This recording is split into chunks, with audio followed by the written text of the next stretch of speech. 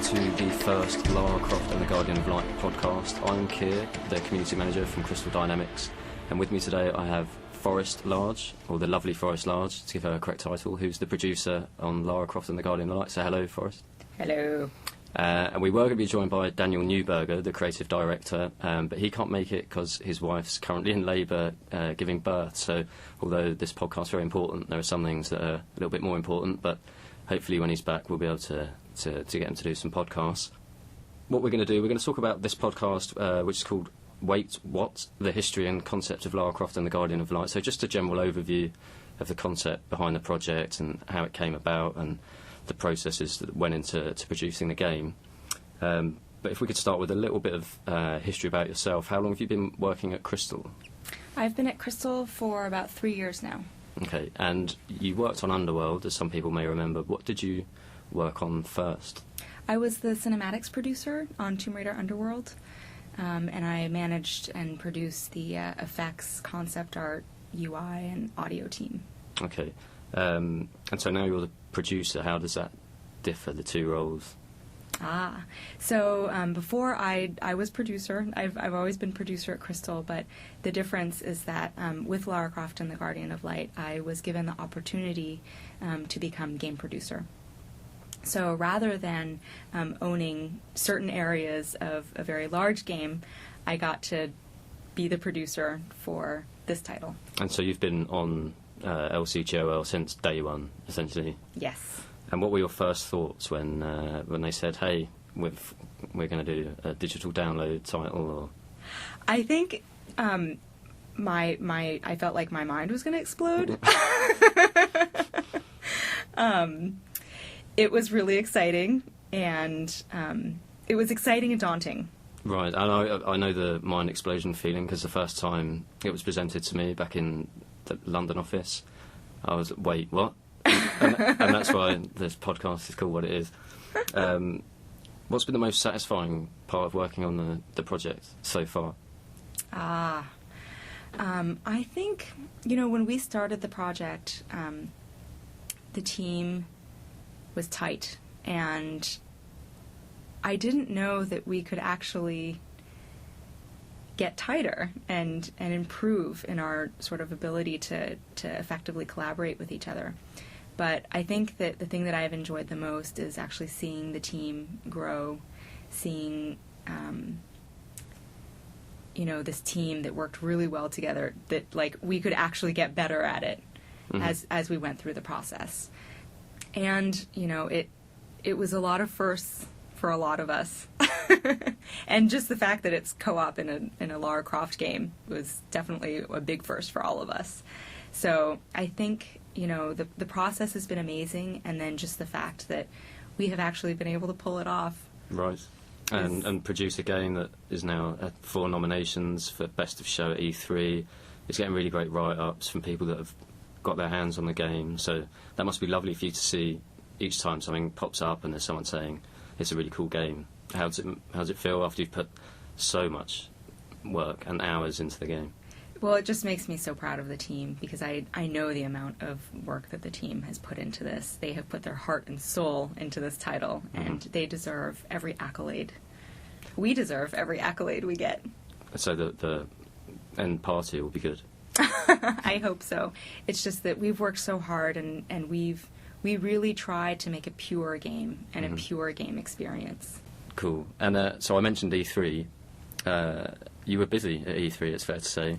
I was busy. I met with, I did over 70 interviews in 3 days. Wow.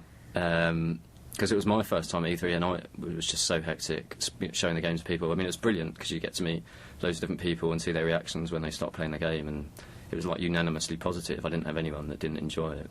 But how was it giving 70 interviews in the space of 2 or 3 days?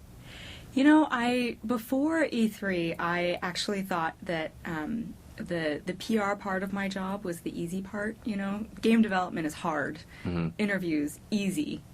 And I had to really reevaluate that after E3 because not only was it 70 interviews in 3 days, but it was on the show floor, so I was shouting the whole time. And here we hung out, and so you heard me. I was losing my voice and kind of...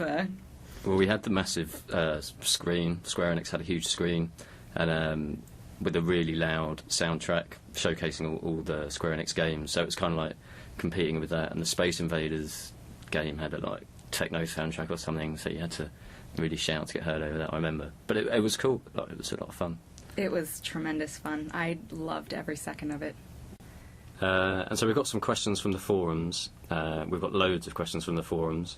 The first one is from Daniel Sun from the Eidos Forum, and he wants to know who made the initial decision to make two teams, one working on games like Lara Croft and the Guardian of Light, and one working on the Pillar release, and how were the people selected? So much of the team, actually, basically the team is all individuals who worked on Tomb Raider Underworld. There was a team that continued on with DLC on Tomb Raider Underworld. And after that, we said, you know what, this team works really well together. We want to do something exciting with this team.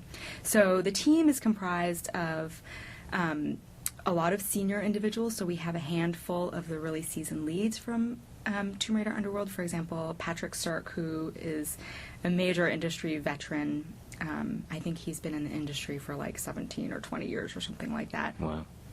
He's our environment art director. And then we have Rob Pavey, who has, been in the industry for decades. So we have some real heavy hitters, some real experience.